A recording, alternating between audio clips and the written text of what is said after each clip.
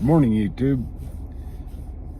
This morning on the farm, I've got a bunch of cows calving. I've got to go out and check, make sure we don't have any cows having trouble. I've got the cows out to pasture, and then maybe, hopefully, when it warms up a little bit, we'll finally get that 2+2 started, get it serviced, and get it ready to go for spring planting.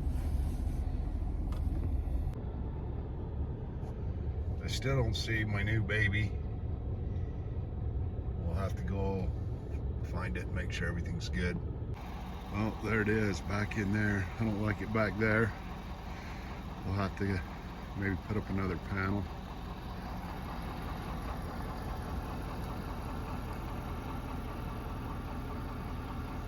We'll go look and see if the other ones are okay. One issue I have is I have this concrete irrigation ditch that runs the length of my property. And I get those new calves, and they're kind of dumb. Anyway, every once in a while they'll slip and fall in that concrete ditch, and that's usually the end of them. So I have to keep a pretty close eye on it. I'm hoping this mother cow gets her calf out of this. Looks like I'm gonna have to fix this so they can't get in there. They get pretty protective if they're young. We'll go up here and check it out.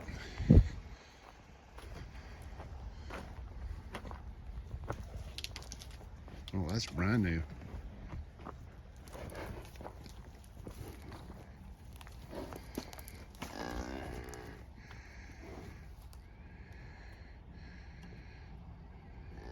A lot of times you get these new baby calves and them mothers, they'll come right after you. Anyway, we'll get it out of here and maybe somewhere where it won't get in trouble. Come on.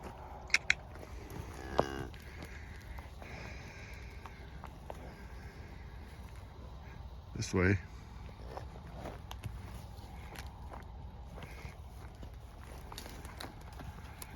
Mom's getting a little nervous. Hopefully the baby will follow her.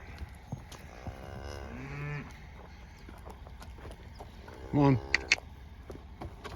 Oh, come on. You're going the wrong way. Oh. There we go. Let's go this way. She was laying down ready to have that baby yesterday, or 2 days ago. Thought she was gonna have it yesterday. She must have, I just missed it. All right, we got it out of harm's way. Now we'll continue.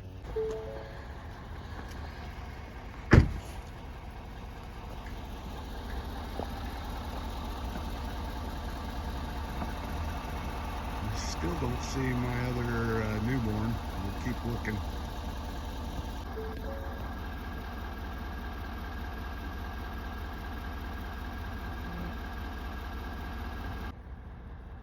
So the other day, one of my other newborn calves was laying by itself, clear out in the middle of the pasture.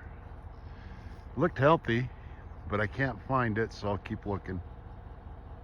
Earlier this year, we had a pack of coyotes kill a newborn. We've been trying to do a little predator control.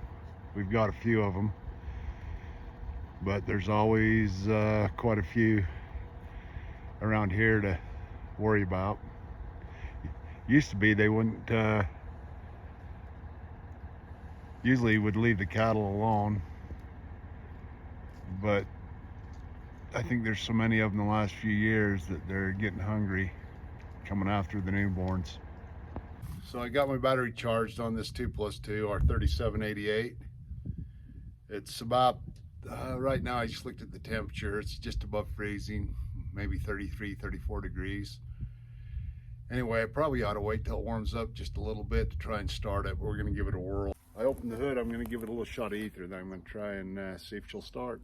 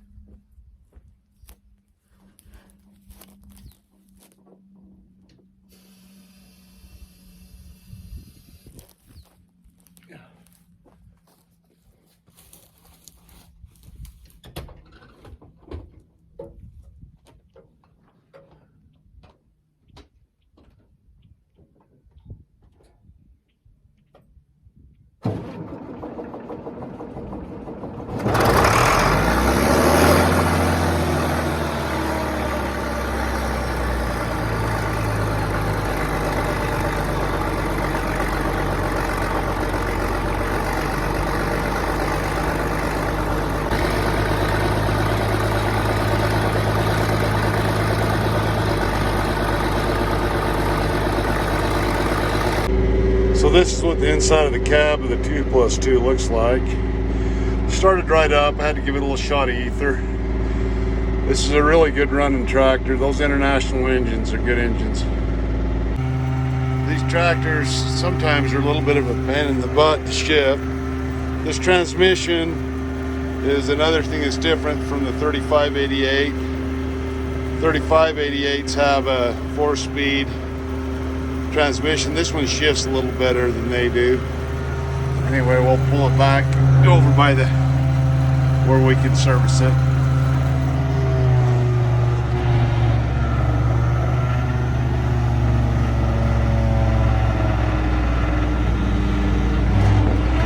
Give it a little throttle.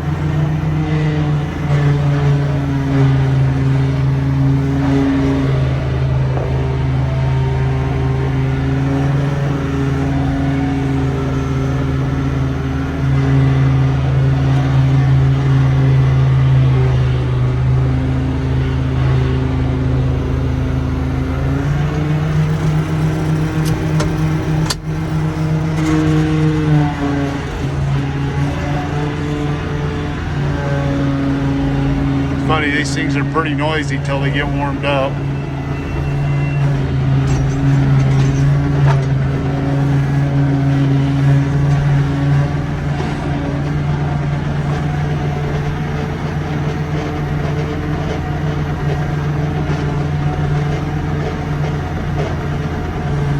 This right here is my runway for my light sport aircraft. I'm gonna have to work on it.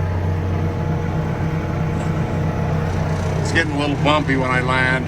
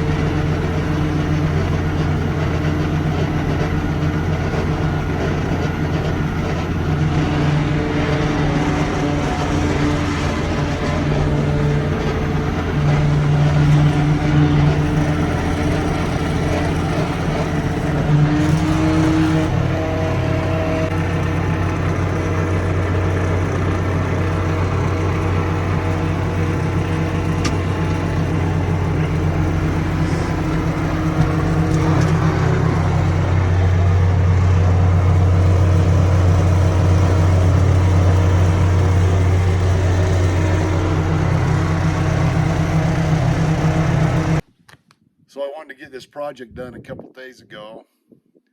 Went down a rabbit hole with the PTO on the baler, trying to get the baler off. Got sidetracked. Anyway, we're going to try and get this 2+2 service today. Get it greased, get all the fluids checked. Grease the disc. There's not going to be much work being done. I think the wind's supposed to pick up to about 30 to 50 miles an hour today, and then we're supposed to get 4 inches of snow, so that'll set us back again. But at least we'll have the equipment ready when we're ready to go. So just to show you the number of grease zerks, of course you have to grease. There's probably 1, 2, 3, 4, 5. I mean, there's tons, and you got to keep them greased all the time. Both drive lines, bearings. There's a grease zerk right in here for the hydraulic ram for the pivot. There's grease zerks on the drive line for the 4-wheel drive. Anyway, there's probably double the amount of grease zerks on these tractors as a normal tractor. So I have a pretty nice setup for grease. I've got a 55-gallon drum of grease there, and that hose is pretty nice to use, but I haven't fixed the carburetor on my air compressor. So I'll just use my DeWalt. I use it quite a bit, my 20-volt lithium ion grease gun. I really like this grease gun. I like it better than the old NiCad batteries. Only problem is that the grease leaks by a lot of times, and then when you try to charge it, put a new tube in, you lose a lot of grease. But other than that, it's a pretty nice grease gun. So my grease gun was out of grease. I didn't realize it. I had to go run and get some. Anyway, I'll put this in the grease gun and we'll proceed to greasing it. The wind's already picking up. I don't know if I'll be able to video this. Seems like the only thing they get correct here where I live is the wind forecast. I wanted to show you my service truck setup on the batteries. I 3D print these holders and it's been really nice. 3D printed even the holders for my tools right here, and I really like that. Anyway, it's been fun having a 3D printer. I've had one for about 5 or 6 years. It's come in handy a few times. What I usually do on these tractors is I grease what I can, then I have to articulate it so I can get in there easier and grease the pivot, and there's a few other grease zerks on the hydraulic rams.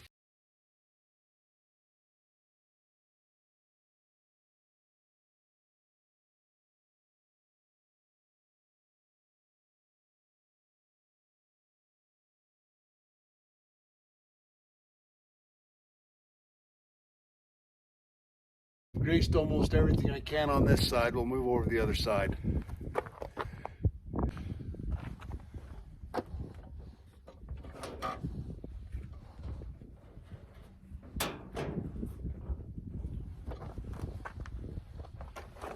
So on this side is where you grease the articulation. There's some grease surfaces that are on both pivot points, kind of just like a front end loader. Anyway, we'll proceed to grease.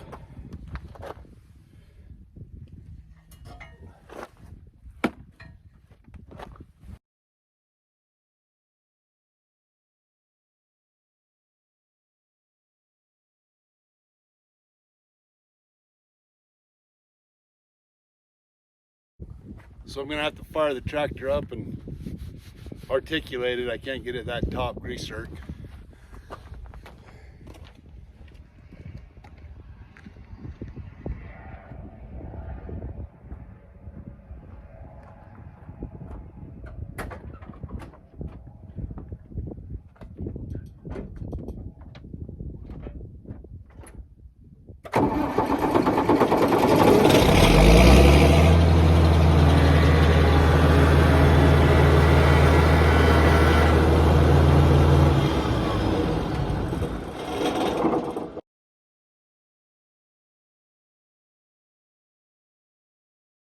All right, now there's a drive line that runs from the engine up front all the way back. There's a grease zerk there, and then there's a grease zerk on where the front axle articulates up and down. The wind's picking up quite a bit, so I'm gonna finish greasing the disc, and then I'll be done for the day.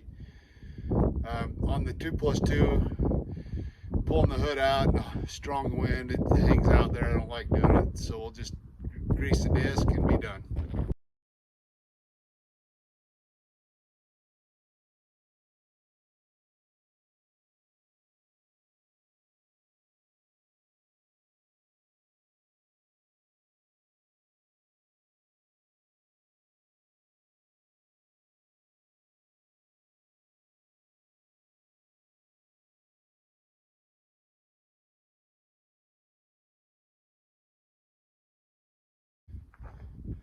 All right, we got the disc grease.